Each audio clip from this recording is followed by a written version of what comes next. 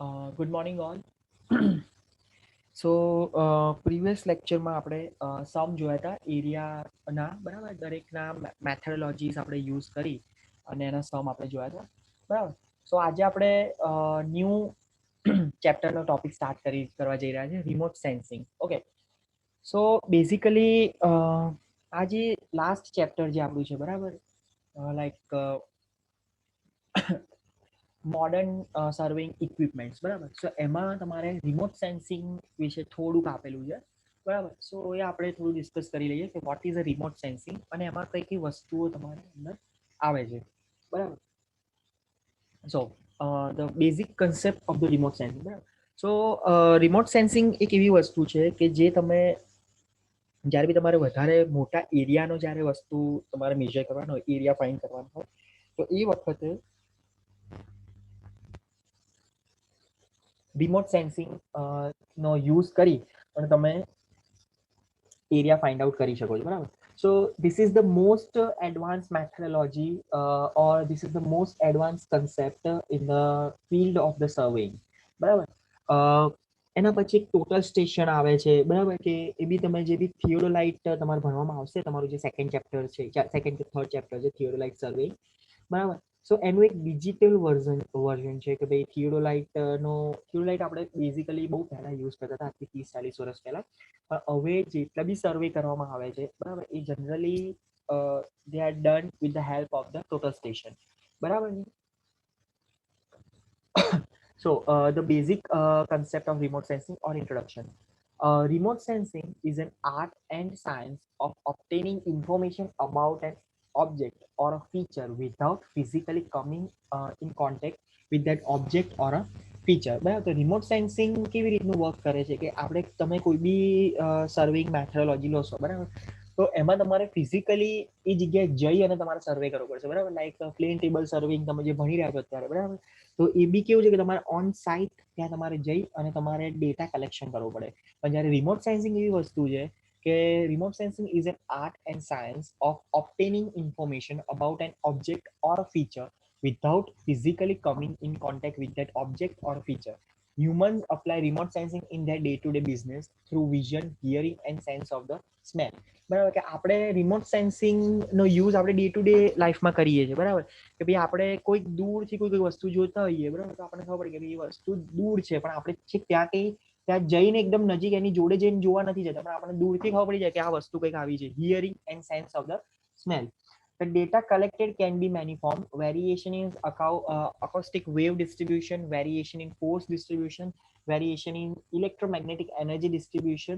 This remotely collected data through various sensors may be analyzed to obtain information about the object or features under the investigation.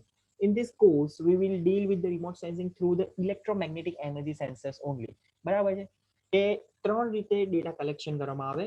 એકાઉસ્ટિક wave બરાબર, કે જ્યારે તમે ઘણી વાર જોયું હશે કે સબમરીનમાં એ લોકો આ રીતે વેવ્સ, અકાઉસ્ટિક વેવ્સ નાખે સોનાર, અને એનાથી કલેક્ટ કરીને લોકોને ખબર પડે કે ભાઈ આગળ આવો રોક છે, કે આગળ કંઈક બીજી વસ્તુ છે, કે આગળ વચ્ચે એવું કંઈક ડિસ્ટર્બન્સ છે, કે આપણે આપણો જે પાથ છે એ ચેન્જ કરવો પડે બરાબર છે. Variation in the force distribution, like gravity meters, આપણને ગ્રેવિટી અકોર્ડિંગ ખબર પડે, એનું માસ અલગ અલગ હોય બરાબર, તો એ આપણને ખબર પડે.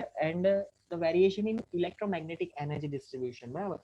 સો આપણે જેટલું બી અત્યારે ભણીશું બરાબર, this is a purely focus on the electromagnetic energy distribution બરાબર છે. Thus, the remote sensing is the process of inferring surface parameter from measurement of the electromagnetic radiation from the Earth's surface. This EMR can either be reflected or emitted from the Earth's surface. In other words, remote sensing is detecting and measuring electromagnetic energy emanating or reflected from the distinct object made of a various material, so that we can identify and categorize this object by class or type, substance and spatial distributions. બરાબર, like આ તમને વાત કરું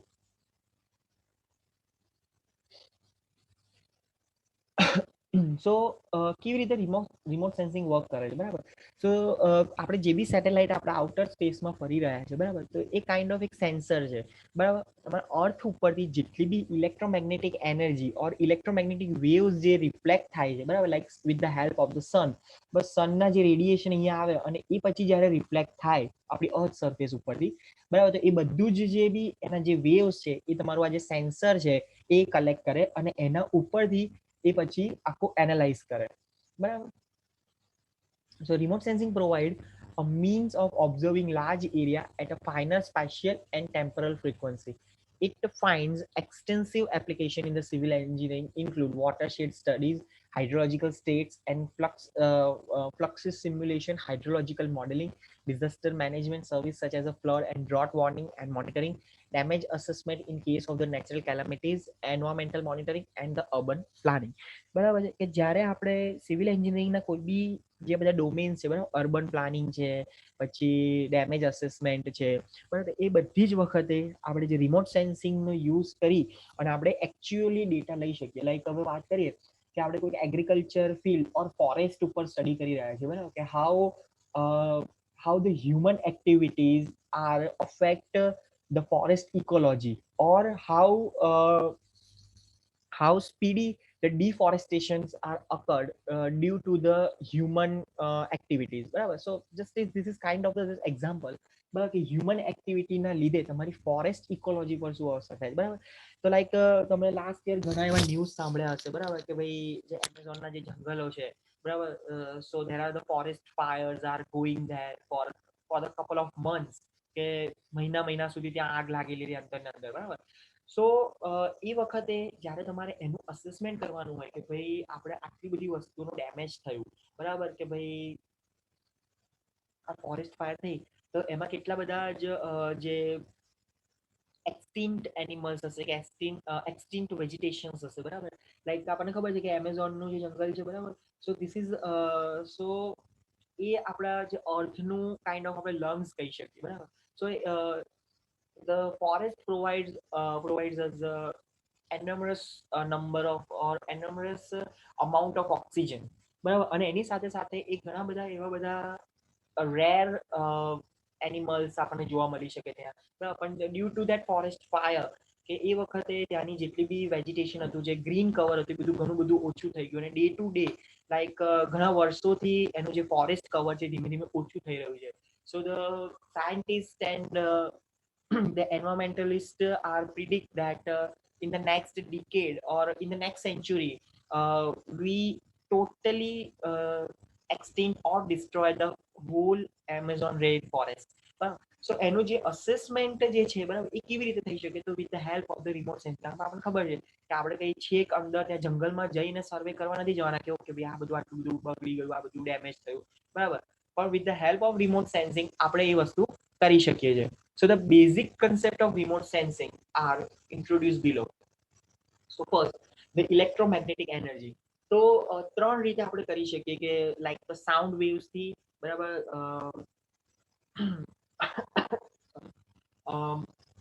sound waves થી આપણે કરી શકીએ. એના પછી અમુક ગ્રેવિટી ઓર ફોર્સ ડિસ્ટ્રીબ્યુશન થી આપણે એનું મેજરમેન્ટ કરી શકીએ અને ઇલેક્ટ્રોમેગ્નેટિક એનર્જી થી કરી શકીએ, બરાબર. So what is the electromagnetic energy? So the electromagnetic energy or electromagnetic radiation is the energy propagated in the form of advancing interaction between the electric and magnetic field. It travels with the velocity of light, visible light, ultraviolet light, infrared light, heat, radio waves, x-rays, all other different forms of the electromagnetic energy. બરાબર.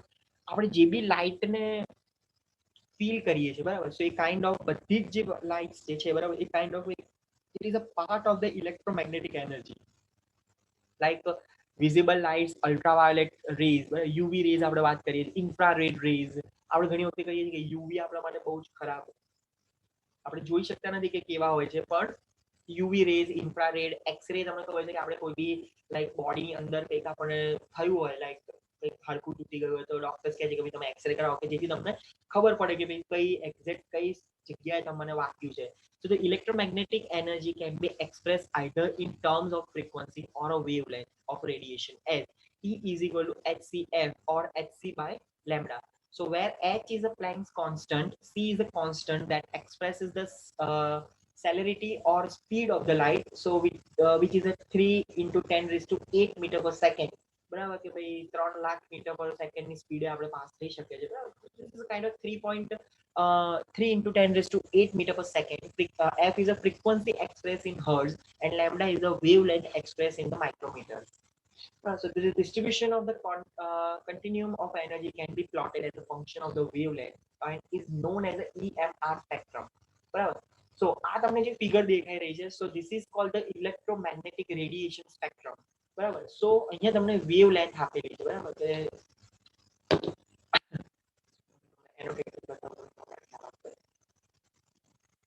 બરાબર.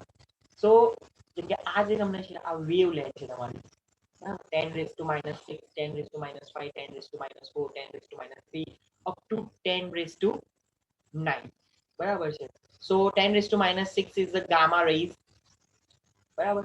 તો આ બધી જ અલગ અલગ ટાઈપની આપણને રેઝ અંદર આપેલી મળે છે આપણે ઇલેક્ટ્રોમેગ્નેટિક સ્પેક્ટ્રમમાં. બરાબર. પણ આપણે ખાલી અત્યારે વાત કરવાની છે આ વિઝિબલ લાઇટની, કારણ કે આપણે આટલી જ લાઇટને ખાલી જોઈ શકીએ છીએ. બરાબર. આ ગામા રેઝ છે, એક્સ રે છે, યુવી રે છે, ઇન્ફ્રારેડ, માઇક્રોવેવ્સ, રેડિયો વેવ્સ, બરાબર, એ બધાને આપણે નથી વિઝિબલ આપણને નથી. So the visible lights are the જે આપણે રેઇનબો આપણને જોવા મળી રહી છે બરાબર, violet, blue, green, yellow, orange and the red. સો આટલો જે પોર્શન છે એટલો જ આપણને ખાલી વિઝિબલ છે બરાબર, કે જ્યારે આ બધા જ જે વેવ લેન્થ છે કે આ બધી જ જે લાઇટ છે બરાબર એને આપણે નેકેડ આઈથી આપણે નથી વિઝિબલ કરી શકતા બરાબર છે. In remote sensing terminology, electromagnetic energy is generally expressed in terms of the wavelength lambda. All matter reflect, emit, or radiate a range of electromagnetic energy depending upon the material characteristic. In remote sensing, it is the measurement of the electromagnetic radiation reflected or emitted from an object is used to identify a target and to infer its properties. Okay, બરાબર. So remote sensing માં કઈ રીતનું છે કે the main the terminology બરાબર કે ભાઈ કોઈ બી આપણી એક પ્રોડક્ટ છે બરાબર, લાઈક સિમ્પલ હું તમને ડ્રો કરી બતાવું કે જસ્ટ અઝ્યુમ કરો કે આ તમારું કોઈ બિલ્ડિંગ છે બરાબર છે, અહીંથી સનની વેવ જે છે એ ડાયરેક્ટ થઈ રહ્યા છે.